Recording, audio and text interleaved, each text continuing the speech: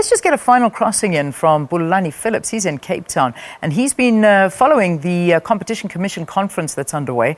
He's in, I think he's in Sea Point or at the waterfront at the moment. So let's cross to him. And I'm not going to lie, I'm smelling the sea through the camera here in Joburg, and that's a sad thought. I wish I was there with you. But how's it going? And who's your next guest there, Bulelani?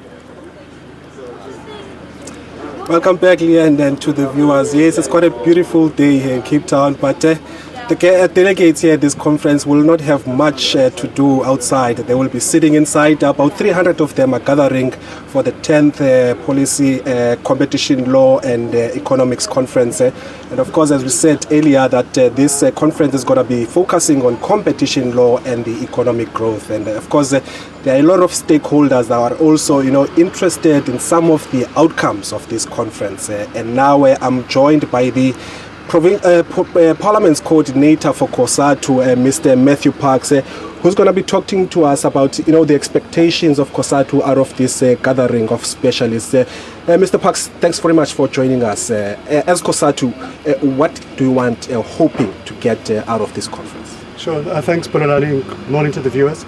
Look, from our side, we hope to get a sense of renewed energy from government around dealing with competition, especially with collusion amongst prices amongst business leaders. We hope this will mobilize government, mobilize business community to really start acting. We think this is the area government has neglected for far too long, and the workers have borne the consequences of it by having to pay high prices for bread, for food, for medical care, for housing, etc. So we're hopeful this will give a sense of urgency to government to deal with this issue.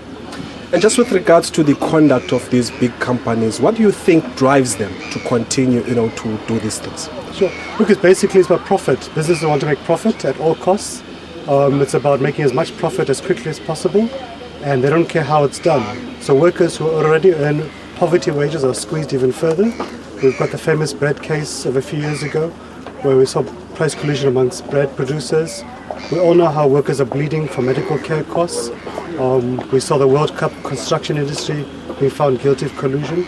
So really it's purely about making profit, and we can see across the board how there's collusion amongst the banks, etc. And the ones who suffer are the consumers and the workers at the end of the day. And your message lastly to government and the Competition Commission? Look, we're slightly encouraged by government, especially by Minister Ibrahim Patel. We've seen that there's a bit of movement by government to deal with this problem. We were happy with the amendment of the Competition Act a few months ago, which criminalizes collusion and so on. But we want to see government take action. Government is far too soft on too many issues. We want to see those who collude be fined, be sentenced to prison, and be dealt with. And it can't be simply a slap on the wrist like we had in the World Cup construction industry case. They must be dealt with, and workers must then experience the benefit of lower competitive prices. All right, Mr. Matthew Parks, the parliamentary coordinator for Cosatu, giving us a sense of, the views of Cosatu around this issue of competition, and he's saying that they want to see harsher sentences for those people who continue repeatedly to be, part of price fixing and collusion. On that note, Leanne, I think we'll say it's a wrap from us here in Cape Town. It's a good sharp.